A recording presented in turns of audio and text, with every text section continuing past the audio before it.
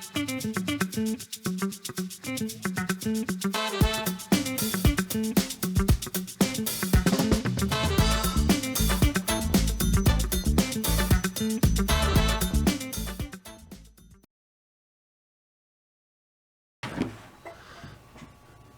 evening. Welcome to a Hand Up Recovery Home show.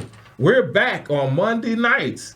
We've been doing Thursday for almost 2 years. Mm-hmm. And finally, we were able to slide back in on a Monday night. Wow. Monday evening. So as you get ready to eat that food, you can digest some good information. And what better person that I found a guest today. And look at how perky she is. Yes. She is always full of energy. If there's a human being that I could say represents the Energizer Bunny, it's Deborah Williams. And Deborah Williams, I got to get used to your last name because you're married now. Yes. Is it Thurmond? Thurmond. Yes. All right, Deborah Williams Thurmond. Yes. And she is fortunate, and she gave me hope that she found a mate that I'm a little older, but still the possibility, no, I'm a lot older, but the possibility of a mate still exists. Yes. You know, but you got to find somebody who does not mind, which has been my problem, you being so active in so many areas of the community and life. I'm trying to make it better, like some people spend all their time chasing money, making it worse, and or chasing money and leaving everything to fall apart behind them. I'm trying to help make a little money, but help a lot in helping restore our communities. Yes. And the one lady I know who outworks me every day since I met her is Deborah Williams. And so without further ado, I'll let her give a little more detail on her bio. And she has a couple special events coming up with her nonprofit agency, and she's helped dozens others. But with her agency, she has some things coming up, and I'd like her to share. All right, Deborah, you want to give them a little bit of the bio? Yes. Hello, everyone. My name is Deborah Williams Thurmond, and I am a West Side native, born and raised on the West Side of Chicago. I have been working on the West Side, living on the West Side, and raising my family on the West Side for over 29 or 28 years. Oh, you're a transplant? I thought you spent all your life on the West Side. No, I'm saying raising my family because, you know, I have to give kudos always to my daughter. She's getting that mature? She's getting mature. And so my claim to fame is that I have a daughter who graduated from Howard University, and now she's walking in my footsteps and doing things for the community, for young people, because I've been working with young people most of my adult life. I've always poured into and mentored young people, and so following in my footsteps, we are still working with young people. We are empowering them. We're training up the next generation of leaders, and so that's part of what I do. I'm a nonprofit capacity building grant writer. I teach organizations how to write grants, how to get their paperwork in order, and their government reporting, which is very important. And so I do a number of things.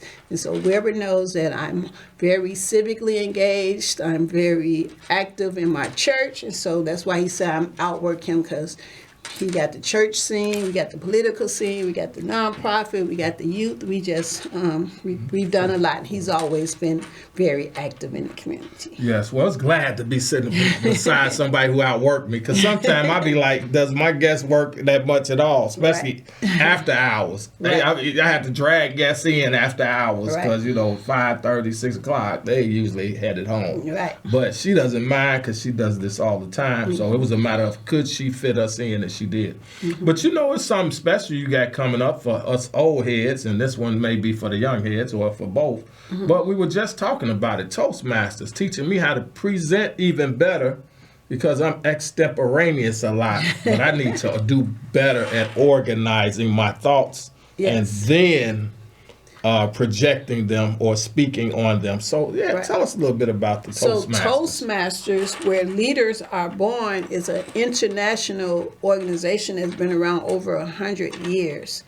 So they have Toastmaster clubs in corporate America. We have Toastmaster clubs in neighborhood clubs. You have Toastmasters in college. So Toastmaster has been around forever, teaching people how to do public speaking, presentation, building your speech, making sure you have a beginning, a middle, and an end, and then also articulation and audience participation. Is just so many areas that Toastmaster helps you in, and so that's what I've been a part of for a few years. And this year, I just got promoted to be president for a year, because you only can do it for a year. Okay. And so this is my year to be president. And so during this term, I wanted to also, as usual, involve young people, Generation Z. I know a lot of them it's going to be our next leaders. And so we want our next leaders to get this opportunity to train in this professional organization called Toastmasters.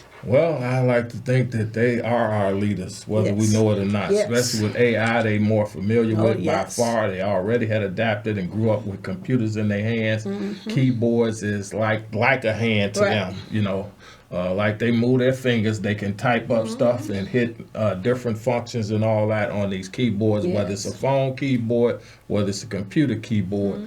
But most importantly, do you all allow the 3 endings? You know, since I've been in ministry a few years, you know, sometimes, you know, we had them 2-3 endings before we end. So, but anyway, so Toastmaster, I just thought I'd throw that in. So Toastmaster also teaches you how to present your information within time parameters.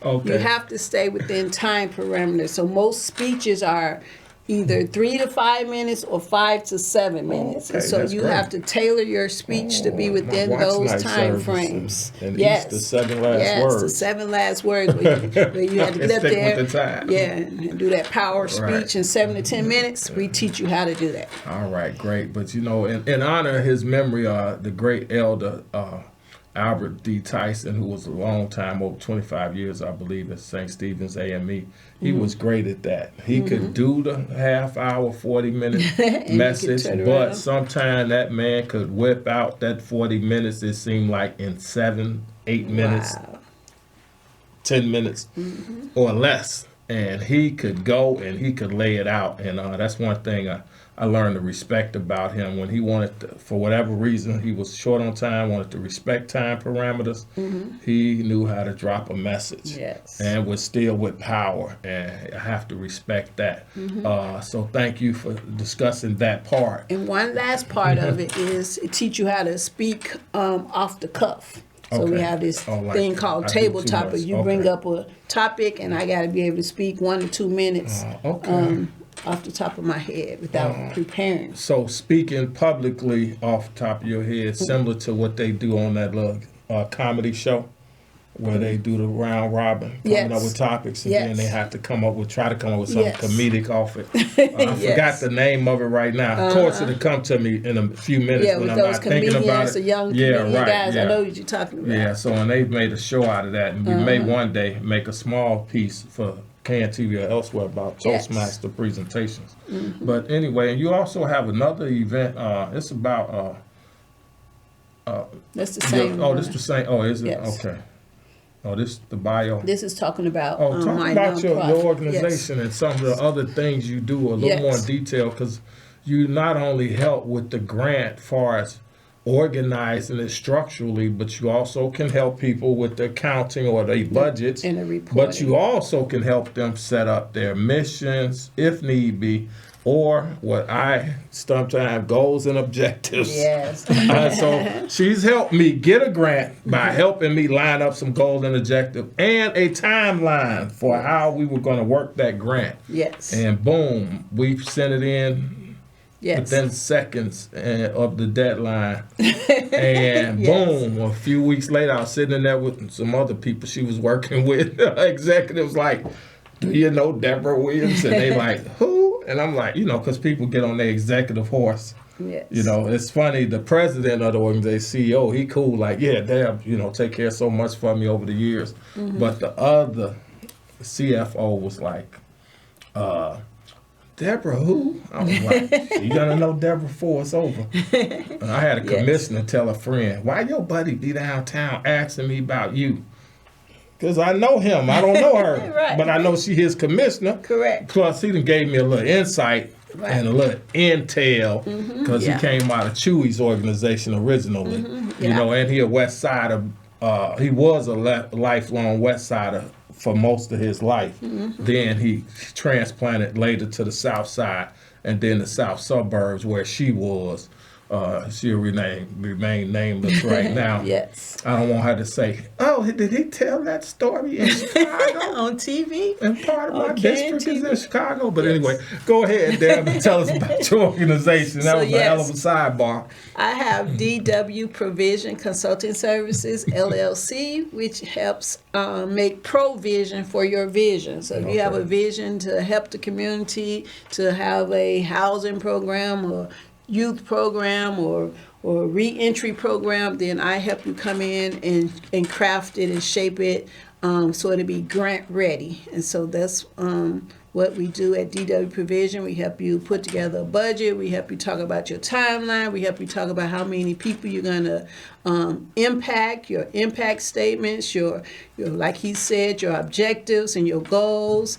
And the logic model is just so many pieces to being a successful nonprofit that you do well by getting a, what I call it, capacity building consultant to help you. And so that's what I do part-time. I also have grant writing classes where I teach you the basics of grant writing, teach you about the mission statement, the vision statement, the goals, the objectives, the needs analysis, how, what they need in your community and how to get the information to put together your needs statement. And so it's so many different pieces. And so you should, you never know it all. So you're constantly in learning. So they constantly have grant training classes and data classes all the time through the state and the city. Right. And I think something important that you was telling me about, and also I got pinged on a federal grant one time, is a good grant, but some of my information was outdated. Yes. Now, in all actuality, it wasn't as outdated as it seemed because a lot of data and research is 2-3 years behind the current year. Correct. That's the updated stuff. Sometimes you get within 2 years, 18 months.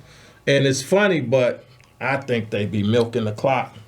They do the research 1 year. They compile it year 2, and they write the analysis year 3. So a lot of times, or sometimes do research and compile and then write the data up throughout the next year. That's some good grant money for that. But anyway, I don't get all that. So yes. But still, my stuff was like 5-6 years old by then. Some of it was 8 years old. So Deborah came in and shot me some info like, you need to add this stuff right now in Illinois. This is current. This is the latest census, which she had worked on. Yes. And you can tell them about how to try to keep the data current. Yes, so not going to tell my secret. I guess I'll tell my secret.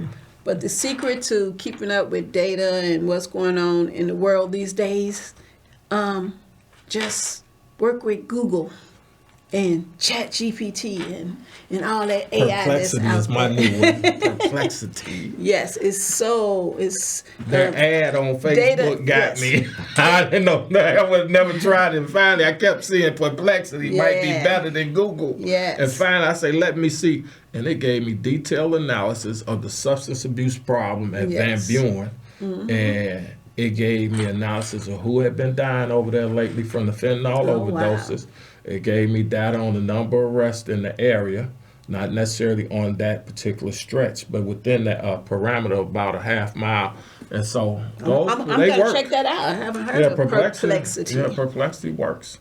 Okay, so so there's 3 options on trying to get great information. You can just Google it. You can go to ChatGPT, and now you can check out Perplexity. And one thing too is just don't cut and paste, because sometimes data go a little different from what you need. And it's doing its best to kind of read your mind. Yes, and sometimes it will give you what you need. Sometimes it give you more than what you need. And sometimes it can give you info slightly different. Because what if it misunderstands a word? Or two, what it sometimes does is give you data on various subject matters where the term you use may have multiple uses. Then it may shoot you information on those multiple uses. And if you don't pay attention, you'll be cutting and pasting stuff for a whole different use of that same term or those same words. But that's a whole nother Workshop. That's what I was just about to say. So a workshop on how to collect data from AI and Chat GPT and how to use it. Yes, that's a whole nother workshop. I'm not that good, but it was a workshop at the church conference, and I'm actually going to a class to learn how to do some fundraising for help our church, as well as continue to grow the nonprofit and hopefully collaborate more with them and or other churches in the area. But our bishop had the vision to pay a university to come in and train us. Yes. In Chicago, in Detroit, and I think it's in Cleveland. But the reality was about 60-some different ministers or people in ministry will get trained on how to help grow the church and provide more services to the community through the grant writing, nonprofit, and other organizations, philanthropic organizations. And that's the other thing she didn't tell you, her other secret. Deborah knows many of the organizations already that will fund different projects. So you don't not only get a person that knows the process, she knows partners who help you actually get your plans and your businesses off the ground and will actually give grants if you let her guide you through and or at least get you started on the right track. Yes. So you want to tell them some other things about different projects you've helped with already? Or organizations like the Chicago West Side branch of the NAACP. Yes. Deborah single-handedly helped reorganize structure and get that going through a lot of volunteerism. I don't know if they cut you in on all the grant money, but a lot of volunteerism for 10 years at least. Her and her daughter, and they became national spokespeople for the West Side. When it come to AXO Award, when it came to youth development of your NAACP Youth Council, your youth group, and you give them a little more details because that's your department. So he's alluding to years ago. So it's been over 10 or 15 years ago that I was very active in the NAACP. We have a Chicago West Side branch NAACP, which is a very active, relevant. We try to stay relevant these days with needing such organizations, and NAACP does a lot in the area of political engagement and fighting for fair housing and all those different types of things. We also do pour a lot into young people. NAACP nationally has this great competition called the AXO competition that was born right here in Chicago by a man named Vernon Jarrett. And so you take young people and whatever talent they have and they compete on a local level, and whoever wins on the local level gets to go to the national level and compete nationally in a lot of like 15 or 20 different categories. And so that has been going on, it's still going on, and I just wanted to take this time to let everyone know that watches that the NAACP National Convention will be held here in Chicago this time. The first time in over 20-some years that the NAACP has been to Chicago, the national. So it's going to be right here in McCormick Place. We can't wait. We're excited, building up to, I think it's going to be like the third week in July. All right. That's so July 2026, we will have the national convention, people convening from all over the 50 United States for the NAACP. And this is such a time as this. So which campus? Are we using McCormick campus, or are we going to end up in the suburban campus? No, we're going to be at McCormick over on 22nd Street. Okay, so Hyatt, next to the Hyatt. They got about 3 dozen. They got about 3 dozen new hotels of various sizes, various 5-star, 6.5 star. No, I don't know if it's a 6-star, but they got 5-star. Yes. Was close to 6-star hotel, and they got the 3-star hotels if you really can't afford the others. Yes, so And right so- in the area, so it's Right, going to be so, great. yeah. No hotel will be too far to get to the McCormick And Place in Wintrust, Chicago. as well as the whole McCormick Place. Yes, it's going to be a great weekend. Oh, So, wow. so look forward to more details. We'll be sharing out, and so we just look forward to really learning and coming together as a culture and really have exciting times during that convention. Man, and the way they treat us like stepchildren, an organization we built to let some others be in leadership now. And they remind you have to show up, but I can get information out as well as them on this airway. You know, and it's sometimes, you know, it's like in your own home, like, you know, on some spiritual side, people don't always value what you bring to the table. But Deborah, I mean, she's the greatest asset, and I'm sure they already call her for help, but the reality is that her spirit would have her helping anyway, because that's her spirit. So to get involved with the national convention, you can also go through Choose Chicago. My girl. Choose Chicago is really spearheading, bringing them in and making sure they have the best of what Chicago has to offer.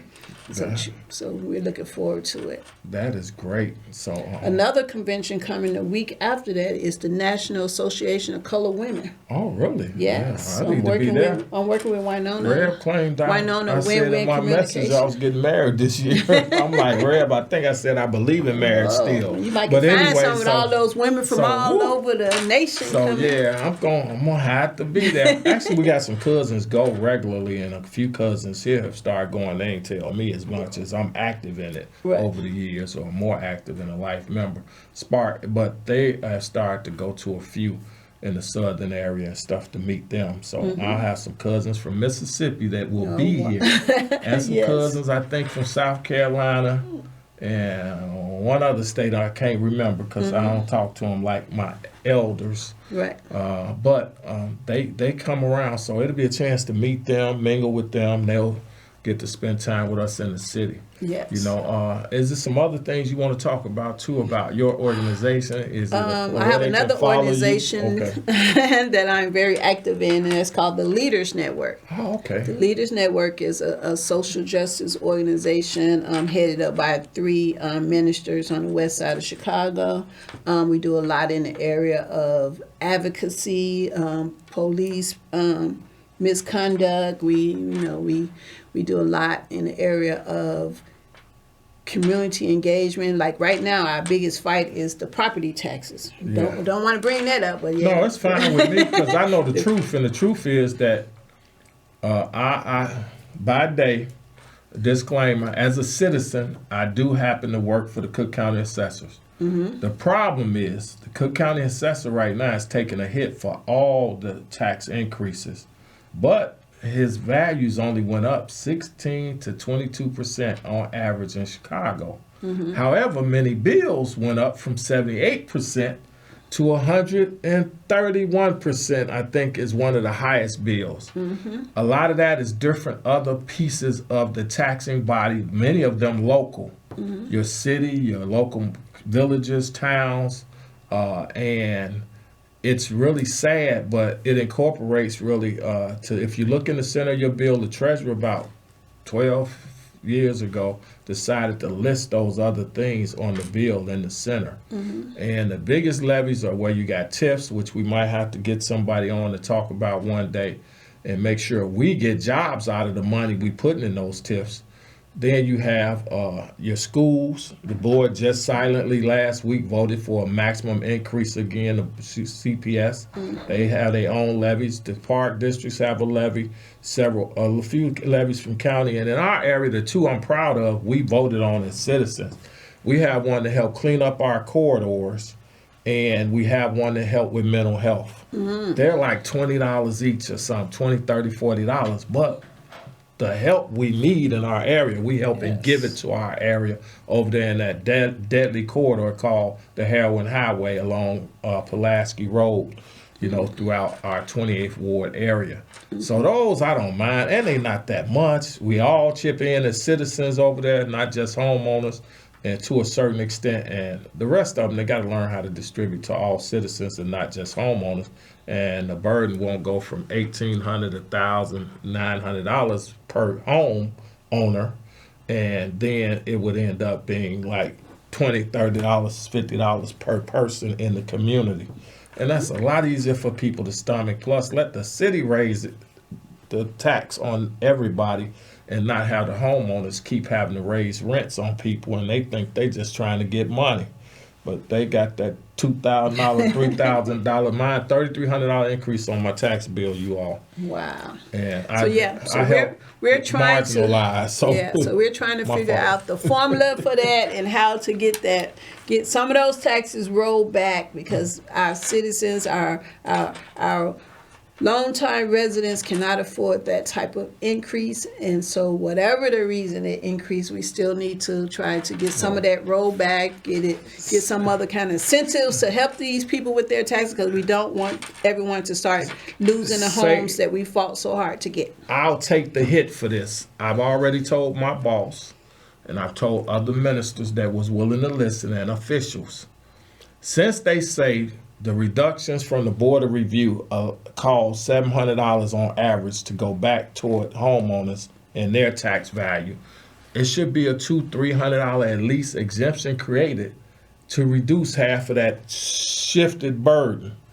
And the government need to eat it. And the county is in the best position locally to eat it, and for the assessor to create it, and or for the commissioners to create it. The county board has the right as a taxing body to help all the city and all the local suburbs too. So it don't just be because city, but the city and this representative in the city on the west side, and Deborah, we can say we led the charge. So that should be the initiative, and the county board has the ability to pass that within the next few months once they craft it through logistics. And they did a long time homeowners back when the market failed in 07 and 2009. Mm-hmm. So they had a framework there.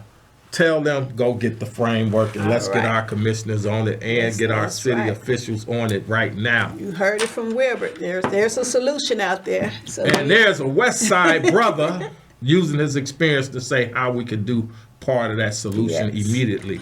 And then they would have to pay what they could up front, but then we can on the back end return them $200, $300, $400. I would say we go at least with 50%, $350, $700 average gets shifted back to them from commercial reductions. At least cut it $350. I say give them $400. But, okay. You know. Well, thank you for inviting me. This time just goes by so. Thank you for sharing with me your 25 minutes. I was supposed to give you at least 20 of them. But, that's fine. She'll be back. She will if she's willing. Yes. I'm going to say my viewing audience that we're willing to make her a recurring guest, like our guy to do the education website. And if you want first Mondays, and you can clear your schedule, adjust it here or there. Except holidays, we won't be here. Those Monday holidays. So but just think about it, and I'm willing to do it, or if it's just every other month. You know. Sounds great. Okay. All right. You're great. Yes, so thank you. So again, if you want to reach me, you can reach me at Deborah, Deborah, at DWProvision, Provision.com. Deborah at DWProvision.com. All right, and thank you. It's been a plumb, pleasing pleasure. And be blessed.